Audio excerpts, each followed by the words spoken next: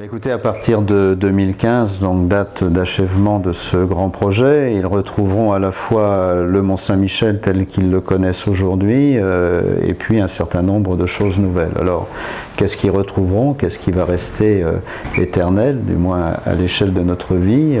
C'est bien l'abbaye du Mont-Saint-Michel, qui est bien sûr un des buts principaux de la visite du Mont-Saint-Michel.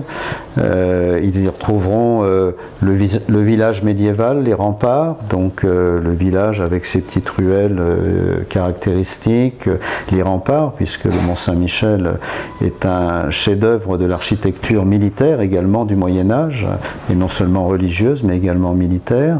Donc tout cela existe, mais sera sublimé par ce grand projet. Ils y trouveront également ce pourquoi un certain nombre de visiteurs viennent, c'est-à-dire une gastronomie typique, l'omelette de la mère Poulard, l'agneau de présalé, une cuisine inscrite vraiment dans la tradition d'accueil et d'hospitalité millénaire du Mont-Saint-Michel, ça aussi.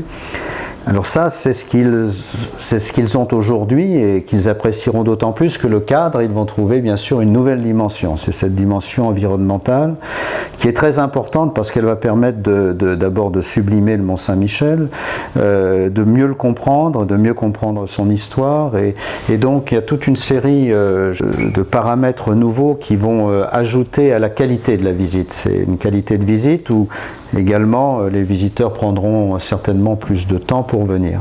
Et par exemple, je pense particulièrement aux visiteurs asiatiques qui sont déjà nombreux, les Japonais, et qui vont venir encore plus nombreux avec aujourd'hui beaucoup de demandes de la part des Coréens, des Chinois et d'autres pays du sud-est asiatique.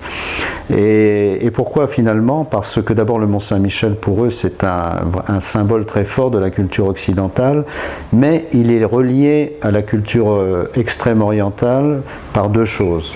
Premièrement, c'est un mont. Et dans la culture extrême orientale, la spiritualité se situe souvent sur des collines, sur des montagnes. Ça, c'est donc très important, c'est un mont. Et d'autre part, il y a une relation très forte dans cette future visite du Mont-Saint-Michel avec la nature.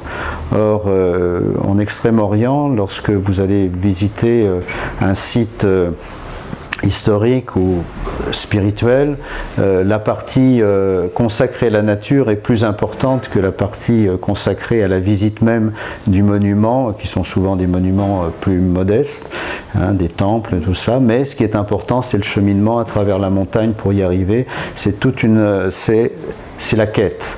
Et finalement, la quête, on la retrouve également à travers les pèlerins du Moyen-Âge. Je voulais, et j'espère avoir réussi à cela, c'est faire retrouver, non pas sur les grands chemins du pèlerinage du Moyen-Âge, c'était quelques centaines ou milliers de kilomètres, donc je ne ferai pas faire ça à pied à nos contemporains, mais de faire quelques centaines de mètres, quelques kilomètres à pied pour cheminer vers le Mont-Saint-Michel, à travers d'ailleurs ces chemins de paradis qui existent au pied du Mont-Saint-Michel.